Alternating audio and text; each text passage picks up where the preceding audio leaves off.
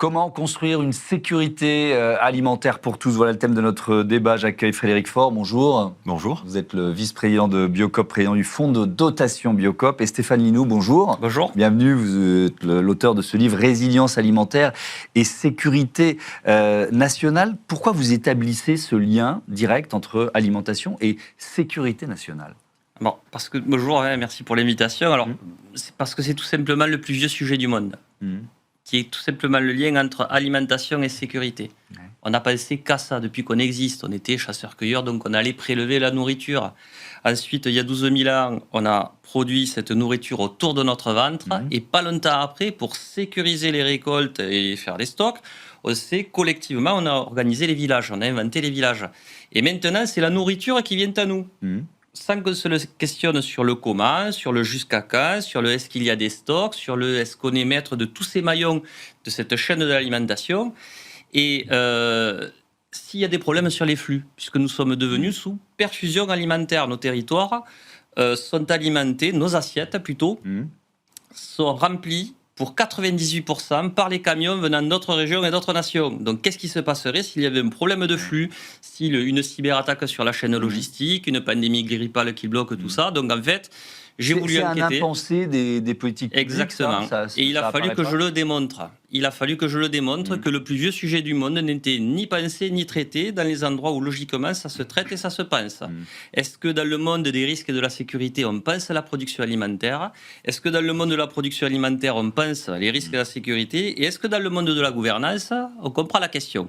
Okay. Donc j'avais enquêté en 2017 au niveau armée, économie, tout ça, et en fait personne n'y pense. Bon, on va continuer de détailler ce que vous, à la fois le constat et les solutions que vous proposez. Je veux bien que vous nous présentiez en deux mots vraiment Biocop, parce qu'on a déjà reçu Biocop dans cette émission, mais c'est quoi votre modèle déjà?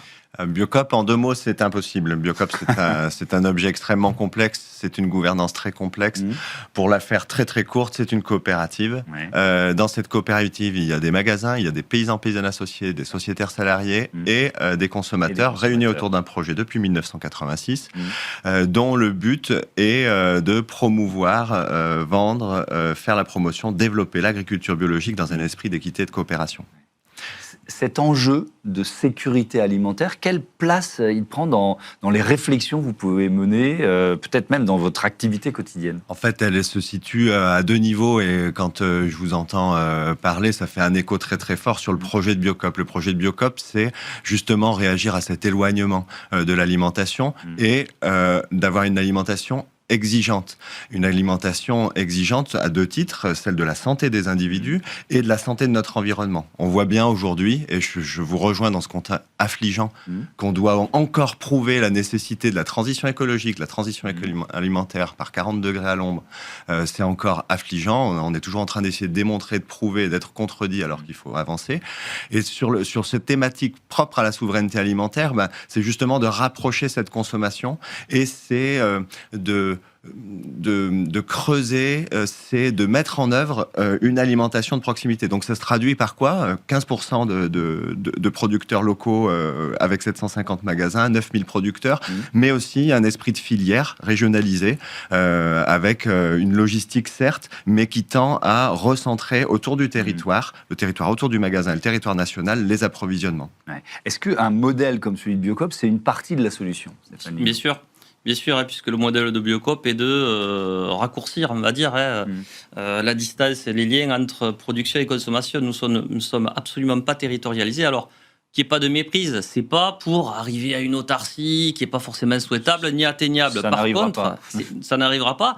Mais si on fait bouger le curseur, si on éloigne des 2% actuels d'autonomie alimentaire des territoires, si on arrive à éloigner le curseur des 2%, ça sera bon pour l'économie, l'écologie, le lien social et tout ça. Parce qu'en fait, c'est une question d'ordre public. Sachant qu'il n'y a pas de plan.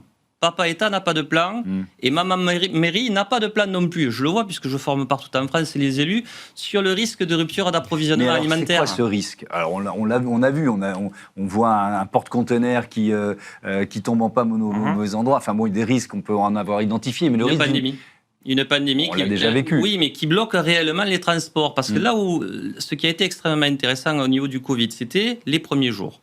Lorsqu'il y avait une incertitude sur le maintien des transports. C'est là qu'il y a eu les échauffourées, c'est là qu'il y a eu les bagarres et tout ça. Et lorsqu'il a été décidé que les perfusions alimentaires, c'est-à-dire les transports, seraient maintenus, c'est là que ça s'est calmé. D'accord. Et c'est là qu'on est retombé amoureux de nos producteurs.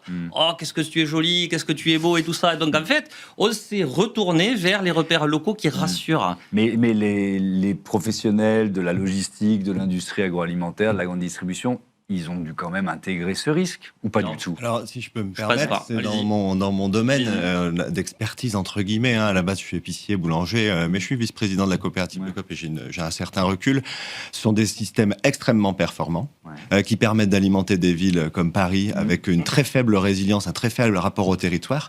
Mais comme toute machine performante, elle est extrêmement fragile. La moindre rupture devient catastrophique. Je crois que c'est 24 ou 48 heures d'autonomie pour une ville comme Paris. Il faut que le flux soit permanent. Exactement. S'il y a une rupture dans ce flux-là, et il y a une deuxième thématique, c'est qu'au regard des enjeux, notamment environnementaux, faire des trajets de plusieurs milliers de kilomètres à des denrées alimentaires qu'on peut sourcer sur le territoire nous appelle évidemment dans le contexte qu'on a aujourd'hui, à la fois de réchauffement et puis à la fois de la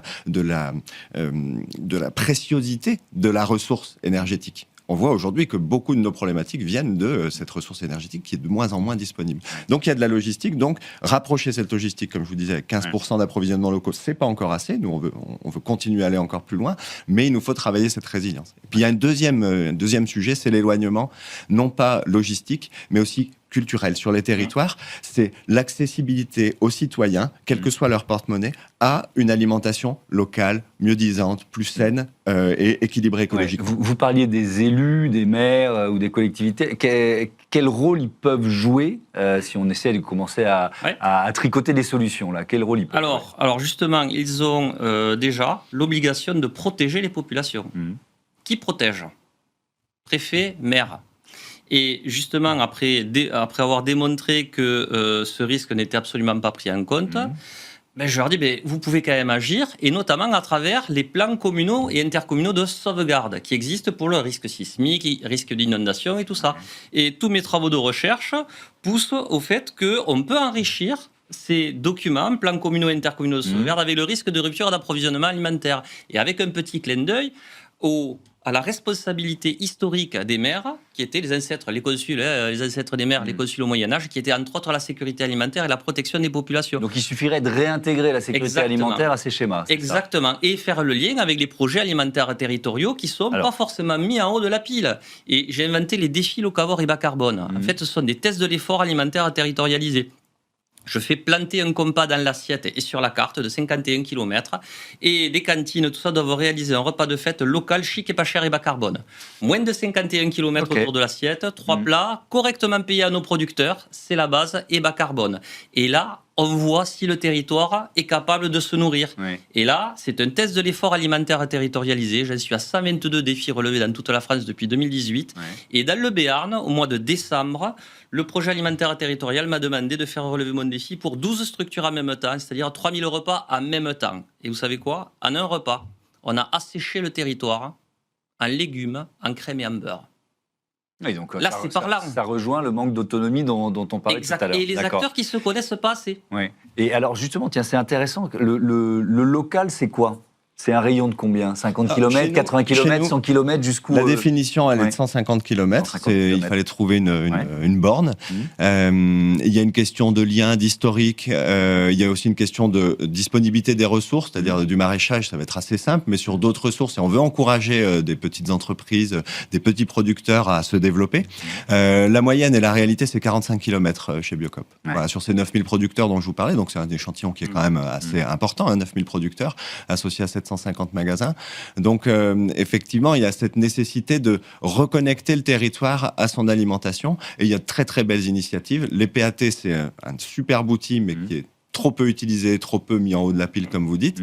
Mais après, il y a beaucoup d'autres initiatives, comme, par exemple, l'esprit de filière. où on va construire des filières à encourager le sourcing le plus proche des magasins ou des plateformes. Et ça, c'est quelque chose, d'ailleurs, beaucoup des grands distributeurs aujourd'hui se tournent vers la relocalisation, la réassurance de leurs approvisionnements. Et nous, Biocop, on est des espèces de défricheurs. On va très très loin, c'est notre parti pris, notre principe. 87% de nos fruits et légumes sont d'origine France, etc., etc. Et c'est bien en construisant des filières, parce que ce qui est important de rappeler, c'est qu'au-delà de la volonté du consommateur, il faut qu'il y ait la disponibilité. Il faut qu'il y ait des filières qui soient constituées, il faut qu'il y ait des producteurs qui soient en mesure de fournir ces territoires. Donc il faut constituer des filières, leur assurer des débouchés et leur assurer un revenu aussi, parce que c'était un peu la question. Exactement. Effectivement. Est-ce qu'il y a des produits alimentaires, évidemment, c'est de ça dont on parle, sur lesquels on est particulièrement vulnérable aujourd'hui? Il y a un produit sur lequel on est extrêmement vulnérable, c'est le pétrole.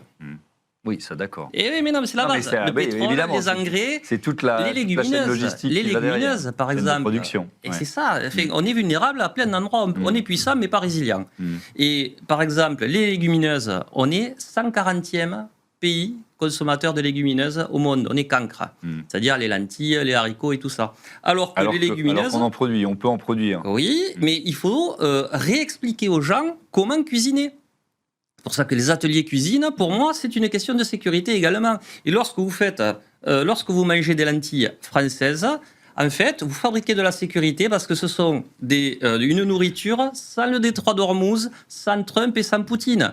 Les légumineuses captent directement les engrais qu'il y a dans l'air. Et ça fabrique de la sécurité. Et quelque part, pour soutenir nos éleveurs, mangeons des lentilles. Pourquoi ? Parce qu'il faut partir du réel.